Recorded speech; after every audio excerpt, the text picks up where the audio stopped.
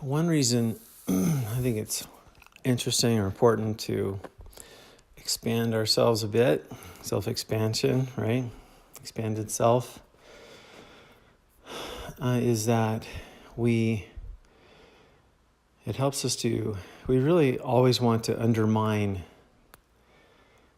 or try anyway, to undermine our understandings or our beliefs. We really want to constantly bring those into check, like, okay, so what do I believe in? How does it jive with this or that? Because the only real experience is in being real with that, checking in about things. I'm working out, that's why I'm out of breath a little bit.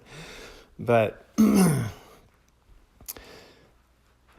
was just watching, as I was working out, watching some National Geographic, like underwater David Attenborough kind of thing, actually deep ocean stuff. And you look at those creatures that are down there and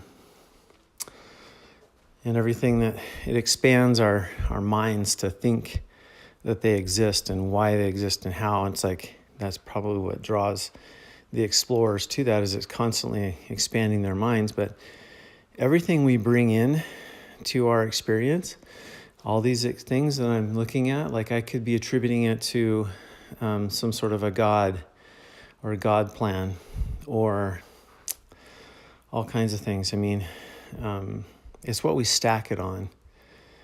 That's why it's important to always have everything in check. And what are we stacking these beliefs on? How are we explaining them? How are we linking it together with everything else that we believe?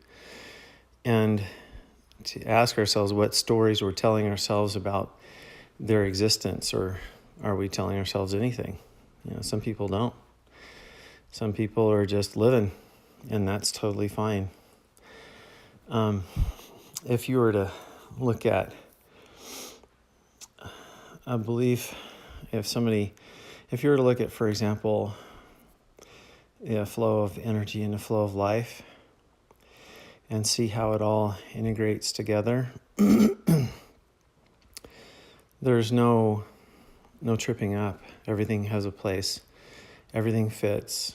Nothing is gonna, no matter what you introduce, it doesn't threaten or change it. So if it's not like there's not room.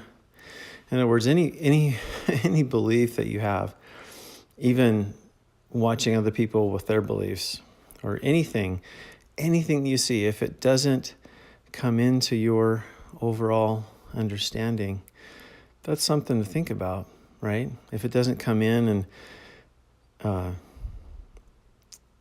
in other words, if it's not allowed to come in, or if it conflicts with other things that you believe, then that's something to take into consideration. It's like, okay, so how does that fit in what I believe and what I feel or experience, or what I believe? How does it fit? As we experience our lives, we get to see what fits and what doesn't fit. But what if your understanding, your experience, allowed everything to fit? What if it was just perfect that way? Something to think about. Dogs are snoring in the background, taking a nap. They're so cute. Anyway, something to think about.